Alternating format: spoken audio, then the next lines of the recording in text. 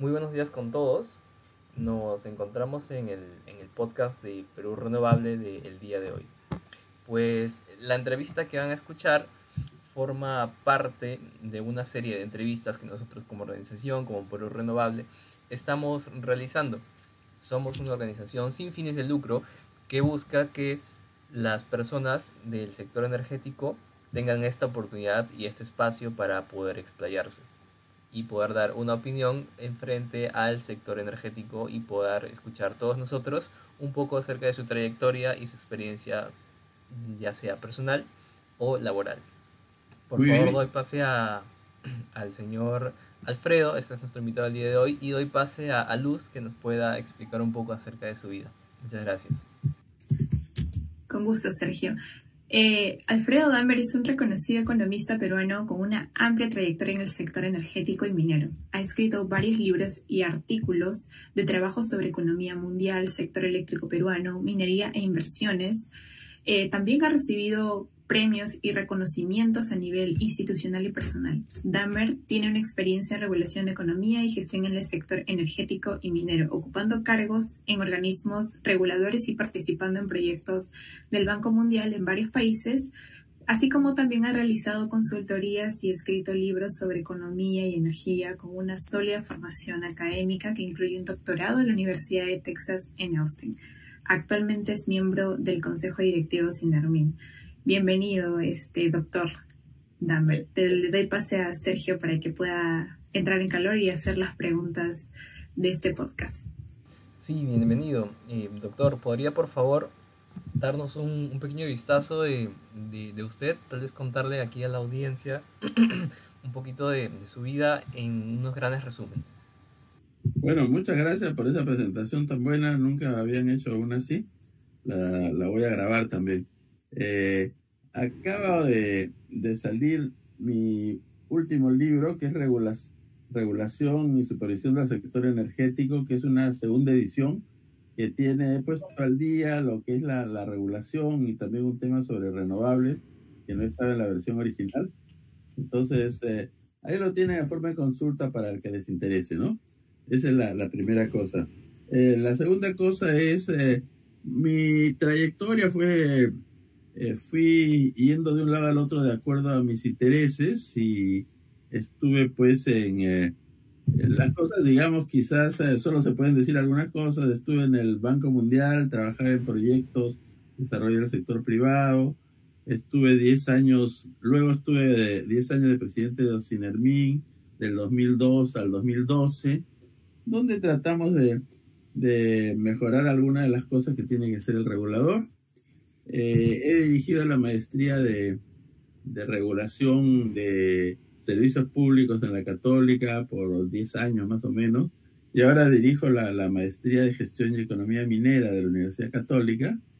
Sí, he escrito varios libros, como ya los ha mencionado Luz, libros en el futuro de la economía mundial, en temas de energía, un libro de economía minera, y actualmente soy miembro del Consejo Directivo de Ocinermin. Estoy enseñando en la Católica y en otras universidades, y también sigo publicando algunos nuevos libros, uno sobre política internacional, otro sobre las catástrofes, y algunas novelas, porque también me gusta escribir novelas. Tengo un grupo de novelas de ciencia ficción, Genial. sobre todo. Quizás es todo lo que debería decir para darles paso a ustedes. Sí, le agradecemos. Pues es una trayectoria bastante grande, yo estoy meramente impresionado y pues en base a esa experiencia nuestra primera pregunta va ligada a pues cuál es su visión actualmente, ¿no?, sobre el tema de la transición energética, en el tema de las energías renovables y qué políticas consideran necesarias para promoverlas de forma efectiva al 2024. Es una pregunta ya bastante directa como para poder empezar, digamos, un poco fuerte. Sí, como todas las cosas hay que ponerlas en contexto. Estamos en una época en que, en primer lugar, en el Perú, y en otros países también, ¿no? Nuestras perspectivas son siempre de corto plazo, y lo cual, pues, nos trae muchos problemas. Por ejemplo, uno de los sectores que a mí me interesan mucho porque traen divisas y dan empleo y dan fondos de inversión, es el sector minero, donde con tantos problemas que han habido, si ustedes se fijan, no hay grandes inversiones para los siguientes años.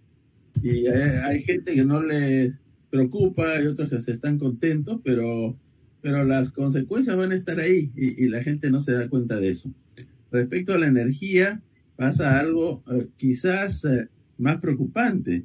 Si ustedes analizan la oferta y demanda de energía de los últimos años, van a ver que todavía tenemos reservas para hacer frente a las demandas.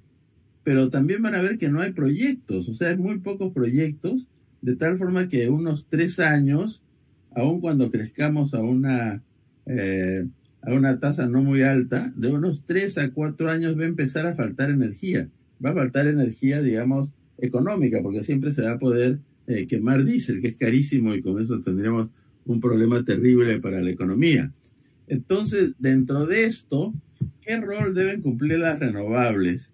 En primer lugar, las renovables en el Perú, yo creo que los gobiernos anteriores no hicieron mal al promoverlas de forma específica, a través de licitaciones, porque que entraran de otra manera bajo el sistema regulatorio existente iba a ser difícil.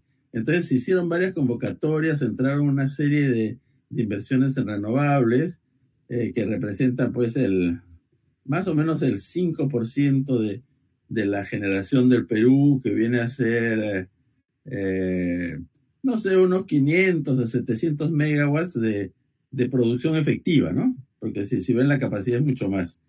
Y ahora estamos en una época en que se tiene que entrar a un nuevo marco para las renovables. Se están viendo diferentes formas, pero hasta ahora no se han decidido por ninguna. Y quizás la principal sería incorporar a las renovables en las licitaciones actuales que hacen las distribuidoras, porque en este momento no pueden participar por temas que en realidad son bastante largos de explicar, pero básicamente las renovables no pueden entrar porque no tienen una capacidad mínima, que en términos eléctricos se llama potencia. O sea, como no tienen una potencia definida, no pueden participar en estas licitaciones. En ese sentido, ya hace algún tiempo se está discutiendo cómo hacer para que sí puedan. Hay diferentes soluciones y ese es un primer tema que es importante. El segundo tema que es importante es estudiar la forma de que hay una complementariedad entre renovables y las otras energías, renovables no tradicionales me refiero, ¿no? Eólicas, solares, por ejemplo. Se necesita una complementariedad porque hay momentos en que las renovables no están trabajando. Entonces, ¿qué tenemos de reemplazo? Eso tiene que analizarse bien, ¿no? Y hay también diferentes alternativas. ¿Cómo puedo decir? Una posibilidad es que otras energías baratas estén, digamos, como reserva para cuando no funcionan las renovables y que éstas entren a funcionar. Por ejemplo, sí se deberían promover más hidroeléctricas, que también son renovables. Y en el Perú lo que tenemos es, nuestro potencial son principalmente hidroeléctricas, después hay un potencial importante de renovables y un potencial indefinido de gas natural, porque depende de las políticas que sigue el país. Entonces, entre estas energías se podría llegar a tener un parque óptimo para el país, y dentro de esto las renovables jugarían un rol. Pero no nos olvidemos siempre que hay que tener una reserva para cuando las renovables no están funcionando. Hay un tema que, como en el Perú todo, digamos, disculpen que diga eso en el Perú, pero en el Perú todo se ve, digamos, como en temas puntuales. Dicen que en Chile las renovables han crecido mucho, pero yo he estado en reuniones de Perumín donde un chileno que había trabajado en el sector nos contó que con ese mecanismo de promoción no se habían preocupado del respaldo. Entonces, cuando la renovable no funcionaba, entraban generadoras a carbón e importaban gas natural, porque a ellos les importa, y con eso los precios se les han disparado tremendamente. O sea que esas experiencias deberíamos aprender de eso y evitarlas para que en el Perú sí, pues, las renovables jueguen el rol que les corresponde. Y es más, el otro tema que también es muy interesante y que estamos atrasados, no es que no se haya hecho nada, pero sí se ha hecho poco, es en el tema de los vehículos eléctricos. Los vehículos eléctricos son una buena contribución a la situación de las renovables, porque por un lado, con eso resolverían el problema del parque automotor, que es terrible. En Lima tampoco, nadie habla de estas cosas porque no está de moda, no sé qué, pero la contaminación en la ciudad es tremenda. El daño que hace a la salud es tremenda, pero nadie la mide. Entonces estamos felices porque como nadie la midió, no es como el tema pues de los Rolex, que cuando lo dijeron se ha vuelto lo más importante cuando no es lo más importante. Así sucede en todo en el Perú. Entonces aquí se vuelve importante lo que los medios dicen y de los demás andamos felices.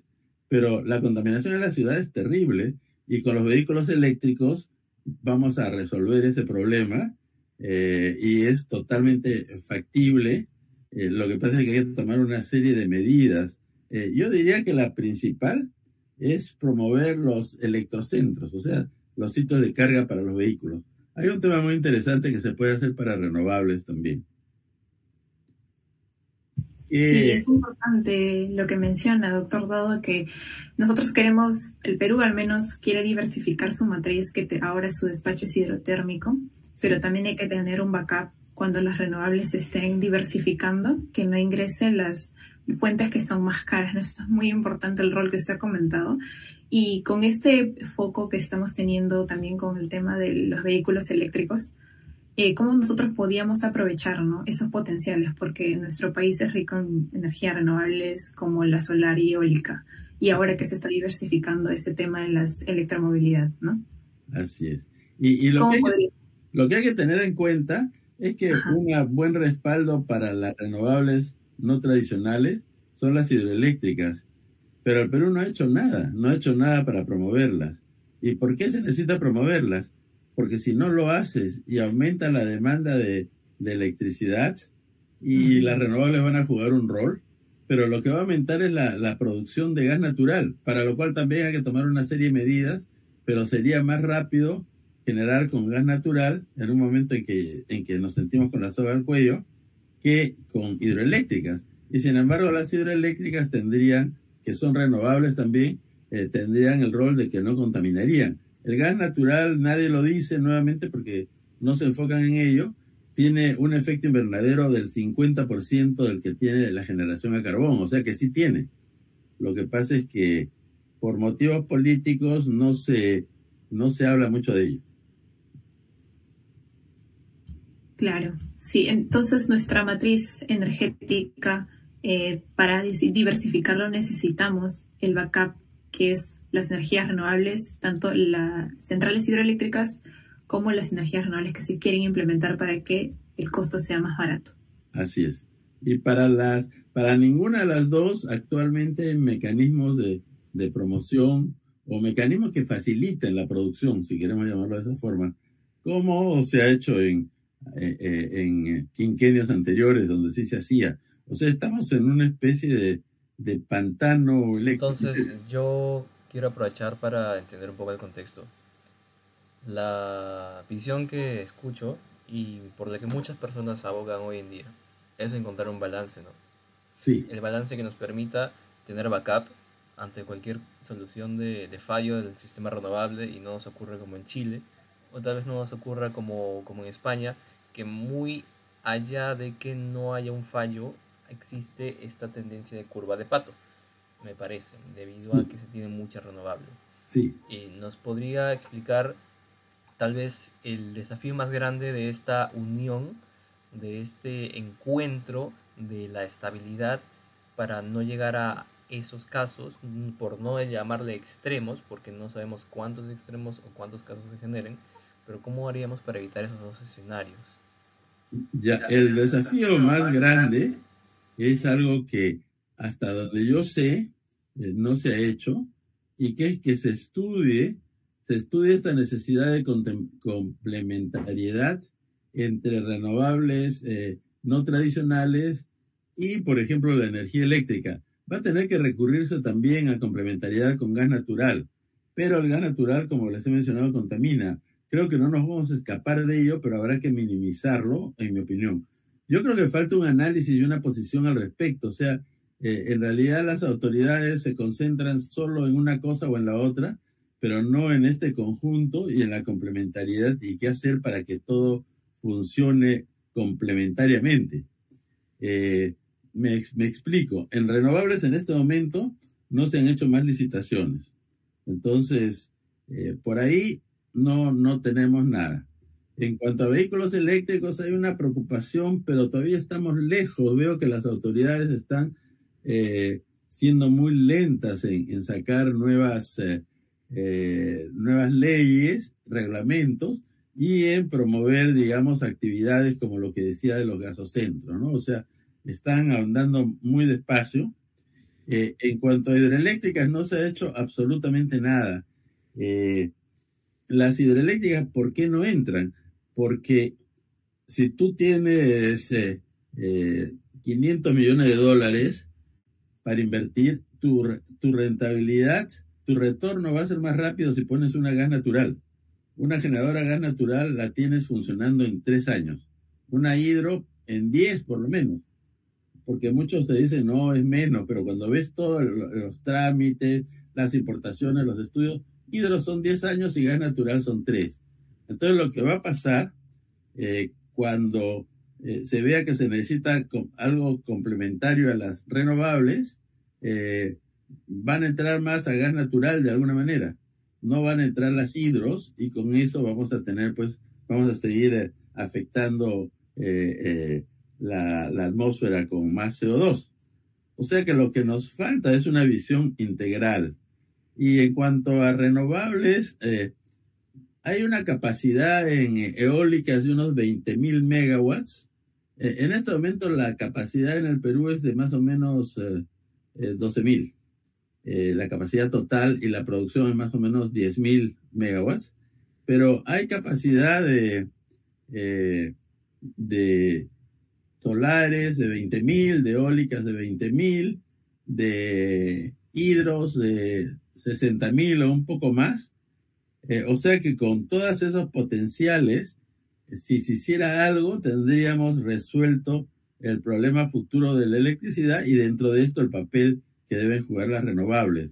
Lo que sucede es que yo no he visto que haya un estudio integral de todo esto, sino máximo cuando se toman medidas son medidas puntuales, ¿no? Como cuando hubo la licitación de renovables, que estuvo bien, pero también eso ya se paró. O cuando se licitaron 2 hidroeléctricas hace como 8 o 10 años, que con eso entraron 1.000 megawatts en hidroeléctricas, pero después ya no tenemos nada más. En gas natural, el gasoducto al sur se cayó y el gobierno miró cómo se caía, así como quien mira en una película, en vez de ver la forma legalmente de que ese gasoducto pudiera pasar a otra empresa. Pero había ciertos problemas en la licitación que impedían que ese proyecto pasara a otra empresa, sobre todo que decía que el que compraba eso tenía que asumir los pasivos, que incluían un juicio. ¿Quién iba a asumir los pasivos? Entonces se cayó. Y nadie se preocupó de alguna forma de reavivarlo. Lo que tenemos entonces a futuro para los próximos años es que yo personalmente no sé cómo se va a hacer para que haya un aumento de generación eléctrica, tanto en renovables como en hidros, como en gas natural. O sea, en todo estamos medios empantanados. Hemos caído en un pantano del cual nadie nos da la mano para salir. Como empantanado se refiere a que es muy difícil ver de aquí a 3 años un nuevo horizonte energético. Lo digo porque tengo entendido que hace algunos años la oferta, pues obviamente era más o menos 7.000 megas. Tú dices que ahora son 10.000, entonces hemos aumentado en 3. Entonces de aquí a poco seguiremos aumentando en 3 hasta que ya lleguemos a empatarnos con la oferta y demanda, ¿no? Entonces ahí hay un problema. Alfredo, ¿crees que cuando se acaben las reservas de gas natural de aquí a 50 años, el hidrógeno sea la respuesta? Bueno, el hidrógeno es la energía del futuro. De lo que he visto, sí se va a desarrollar energía en función del hidrógeno y va a ser la respuesta. Yo más me concentraría en lo que va a pasar dentro de 3 o 4 años. Y ahí es cuando vamos a tener un déficit. y de ahí a que resuelvan ese déficit van a pasar otros 3 o 4 años. O sea que tendríamos unos, por decir, 4 años en muy mala situación en cuanto al abastecimiento de energía eléctrica. No van a haber suficientes renovables, no van a haber suficientes hidroeléctricas, no va a haber suficiente gas natural, a no ser que desde ahora se empiecen a preocupar. ¿Cuál es la única salida en este momento? Fuera del tema de las renovables, el único tema que hay sería, y que no es bueno, pero es la solución, sería utilizar el gas natural que se exporta.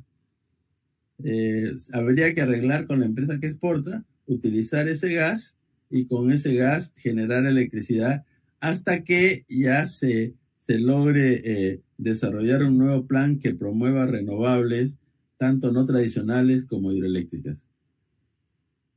Es la única salida, yo no veo otra. Y esta implementación de renovables, aunque se den, ¿cómo ve el sector de regulación eléctrica para este tipo de energías? Claro, eso es lo que yo les decía, que en este momento, para que las renovables puedan participar en licitaciones, que es la principal forma en que lo hacen, necesitarían que se les aceptara participar. Porque las licitaciones de renovables actuales, como seguramente estoy seguro que ustedes saben, son especiales. O sea, viene el ministerio como Sinermin, ofrecen comprar una cantidad, pero esa cantidad no la ofrece un comprador, lo ofrece el gobierno. Y luego esa cantidad se inyecta al sistema y el Estado tiene un sistema por el cual les cobra a los consumidores la tarifa y les paga las renovables. Pero es un sistema especial, adaptado para renovables, no es el sistema normal. Esto, por lo tanto, debería incorporarse a través de legislación para que las renovables pudieran participar en licitaciones, eliminando de alguna forma el requerimiento de que las renovables tengan una capacidad mínima efectiva todo el día. Esa es la razón por la cual no entran. ¿Y considera que eso se debe a que se considera, valga la redundancia, de que las renovables no tienen inercia, y ese es el argumento que se utiliza actualmente? Claro, se considera que no tienen una capacidad mínima, porque cuando no hay sol, las solares no pueden producir. Cuando se ve el viento, las eólicas se paran. Entonces, no es como, por ejemplo, hablamos de una hidroeléctrica que si bien baja el agua, de todas maneras tiene agua, o las de gas que siempre tienen capacidad. Entonces, esas pueden decir, nosotros podemos ofrecer por lo menos una generadora X. Puede decir, nosotros podemos ofrecer en cualquier momento del día 100 megawatts. La hidro, que puede tener una capacidad de 500, puede decir, nosotros podemos ofrecer en cualquier momento del día 300, porque eso es lo mínimo cuando no hay lluvia, por ejemplo. Pero la solar no puede decir, nosotros podemos ofrecer en cualquier parte del día 20 o 50 megawatts, porque si no hay sol, no pueden ofrecer. Y la eólica es un poco más complicado, pero también si se ve el viento, no pueden ofrecer. Correcto. Entonces, digamos, así, haciendo una pregunta o una recopilación bastante imaginativa, sería bueno, así como se buscan los sistemas de almacenamiento, darle oportunidad a las distintas tecnologías nuevas, claro que costosas, de almacenamiento, por ejemplo, de aire comprimido para energía eólica, y de termosolar para la energía solar, para poder garantizar esta potencia firme en horas donde no se tiene luz o donde no se tiene suficiente aire.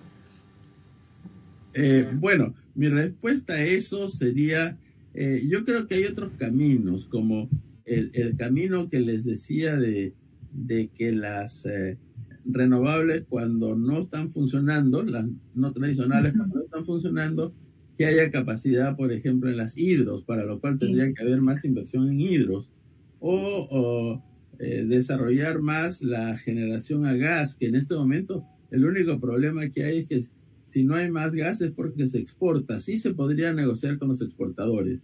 Esa sería la solución de corto, mediano plazo. La parte del almacenamiento en el futuro va a funcionar, pero en este momento sería difícil porque es muy caro. Entonces el almacenamiento, utilizar almacenamiento va a ser más caro inclusive que utilizar combustible diésel. En el futuro.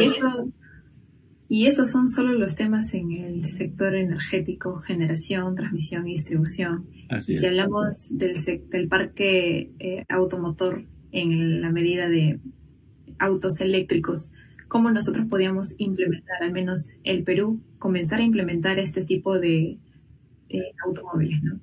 Bueno, lo único que necesita el Perú, porque las leyes, los procesos, todo eso están más o menos. Creo que hay bastante y se pueden fácilmente arreglar. Me refiero fácilmente, claro, en el Perú todas las leyes y procesos son difíciles, pero no es imposible. Lo que se necesita es tener electrocentros, o sea, sitios donde se puedan enchufar los vehículos.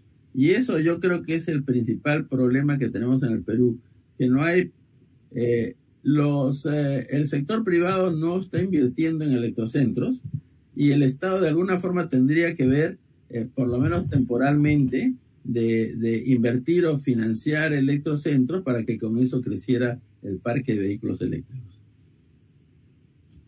Correcto. Y digamos, ya yendo un poco en torno al final de esta grabación, no necesariamente siendo esta la última pregunta, porque tenemos aquí bastante información y también porque entendemos de que el podcast no tiene que ser relativamente tan largo. Pues usted como, digamos, presidente de Ocinermin, haciendo un cambio bastante brusco, ¿cuál ha sido el reto más grande que ha tenido que asumir? ¿No? O un reto que le gustaría compartir también personalmente en su tiempo de presidente de Ocinermin. Bueno, en realidad más que reto, bueno, sí hubo dos cosas que hicimos cuando yo fui presidente, ¿no? Esto fue entre el 2002 y 2012. Una fue participar en que la venta de electricidad a las distribuidoras fuera a través de licitaciones, en vez de que fueran contratos especiales en los cuales simplemente las distribuidoras hacían contratos y luego pagaban por la electricidad lo que Ocinermin determinaba a través de cálculos. Eso se cambió para que esto fuera por licitaciones, donde las generadoras ofrecían su electricidad a diferentes precios y ganaban el concurso las que tenían los menores precios. Eso logró que se desarrollara el sector eléctrico, que en esa época estaba en un mal momento.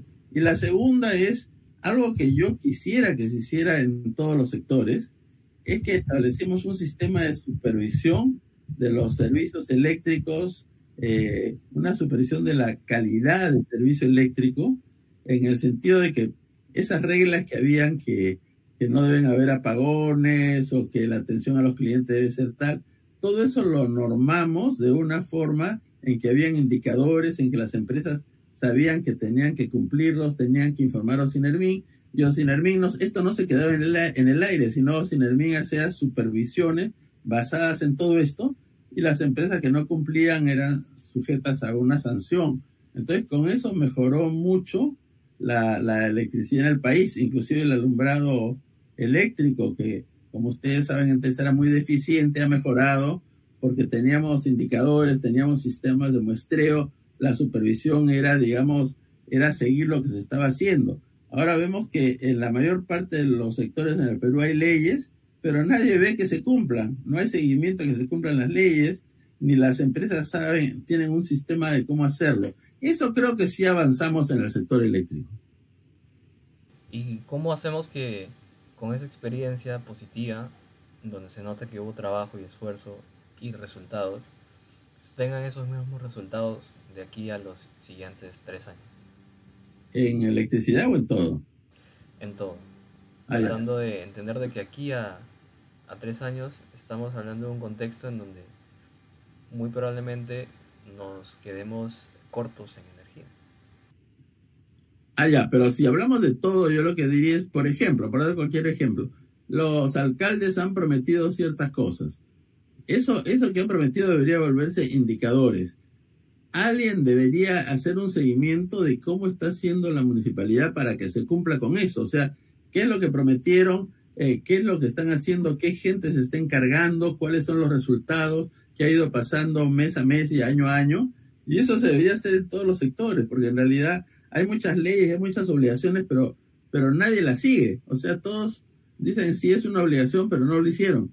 Entonces, ese tipo de supervisión yo creo que falta en el Perú y se podría hacer para todos los sectores.